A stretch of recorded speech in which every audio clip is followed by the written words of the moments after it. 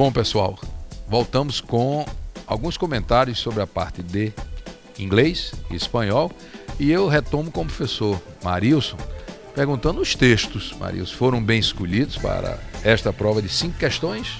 Realmente os textos foram bem escolhidos. Agora, eu só observo o seguinte: para uma prova de 5 questões, não há necessidade de você utilizar 5 textos. Uma para cada questão? Um texto para cada questão. Mesmo que os textos tenham sido objetivos, claros, mas é cansativo. Porque você está analisando uma temática, de repente você muda para outra completamente diferente. Por exemplo, a prova começou com uma tira, não é? Do Calvin e Hobbes.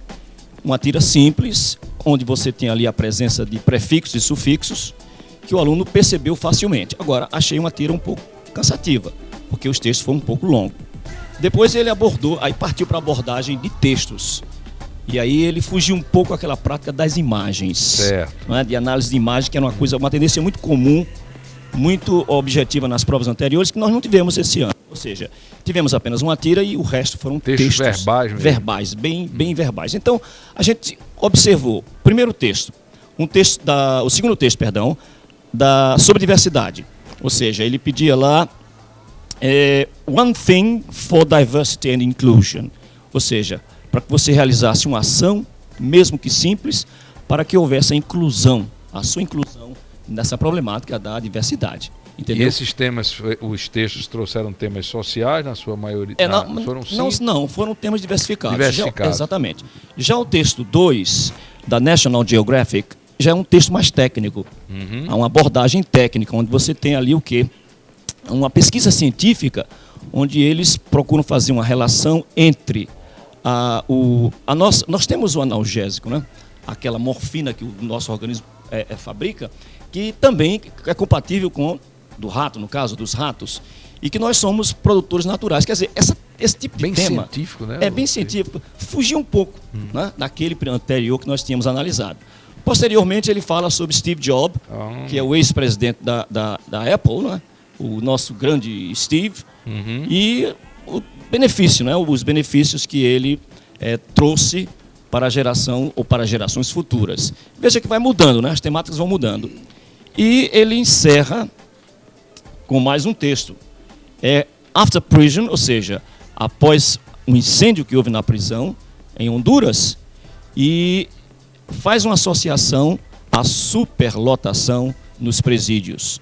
Então esse texto foi um texto assim com uma temática mais jornalística, vamos dizer, furo de reportagem. E realmente mesmo. Fugiu, né? Mais uma vez fugiu aquele procedimento que a gente consideraria mais oportuno para um tipo de prova dessa natureza. Perfeito. Mas no geral, foram textos bons, foram textos acessíveis do conhecimento público. Então não há nada que, a não ser o texto mais técnico, os demais foram bastante razoáveis. E o aluno não deve ter tido problema. E aí, Marcelo, alguma questão que você gostaria de colocar para o professor Marilson? Tem essa sobre a superlotação das prisões. Eu acho que levaria tanto a resposta A como a B. Mas dá para ver que ele quer sobre acontecimentos diários, que levaria a algo mais específico, que seria justamente a relação do incêndio na prisão. Era comum essa dúvida, não é? Essa dubiedade aí que Marcelo colocou, havia espaço para isso mesmo? O problema é o seguinte, que a análise da abordagem da prova de inglês é numa visão, vamos assim dizer, nacional, português, certo. Correto?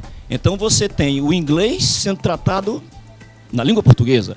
Aí você sabe que é uma série de diferenças, onde na realidade você tem sinonímias, você tem uma série de fatores que pode modificar e levar o aluno a uma compreensão idêntica, ou ter essa tendência de dúvidas. Então realmente, Marcela foi muito feliz ao analisar, porque deixa antever o que é específico na questão e o que é o geral. Então na letra B ele generaliza, mas na letra A ele especifica, ele vai direto na questão. Então, maravilha. Causou uma estranheza, assim, a princípio, né? Logo no princípio. Mas com certeza o aluno preparado, Marcelo estava preparado, acertou em cheio. E Alex fez espanhol, não é? Como Eduardo, e ele falou daquela questão sobre os astecas e tal, da perspectiva histórica, não é? E você, teve alguma questão que você gostaria de destacar? Teve uma questão que um texto abordava sobre sociolinguística. E esse texto me remeteu muito ao professor, e tudo que ele trabalhou com a gente e sobre ele mesmo, que ele vem desenvolvendo durante o ano. E aí eu queria mais que ele comentasse um pouco da questão. Carimbasse a questão, não é? E aí, Marco? Foi um texto bem oportuno. Na verdade, a gente vem trabalhando, Zé, ao longo do ano, toda a tipologia textual, conforme a gente vem no nosso planejamento, toda aquela Perfeito. batalha nossa no começo do ano, e na verdade a gente conseguiu contemplar. Agora vale essa ressalva aqui. Acho que a equipe de elaboradores encontrou, na verdade, o caminho em relação à prova de espanhol. Nos últimos anos, a prova de espanhol vinha, na verdade, sendo tida como uma prova fácil. Na verdade, ela hoje ela encontrou, na verdade, o caminho para uma boa prova em nível de elaboração. Foi mais exigente, mas dentro do contexto necessário para o cotidiano do aluno. Então, essa dicotomia em relação ao que era e o que, na verdade, se apresenta hoje foi bem oportuna. Os textos, na verdade, essa questão que Alex está falando, fala sobre a pluralidade das línguas, inclusive a própria língua espanhola em relação às Américas, em relação a todo esse contexto. Muito bem abordado o texto, um texto muito feliz. Tem também uma charge, na verdade, um contexto histórico e uma poesia. Então, mesmo com essa pluralidade de textos, mas não foi uma prova cansativa nesse aspecto de língua espanhola. Realmente, eu acho que daqui para frente a gente tem uma nova realidade com as apresentações das provas em espanhol, Zé. Olha aí, gente. Então, ótimo. Bom começo, não é? Nós temos, a partir desta segunda-feira, retomamos todo o trabalho, não é? Temos uma semana de muito trabalho e vamos continuar. Aí temos SSA para os terceiros anos, não é isso?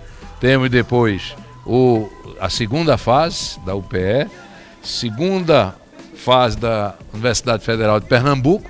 Há muito chão pela frente, não é?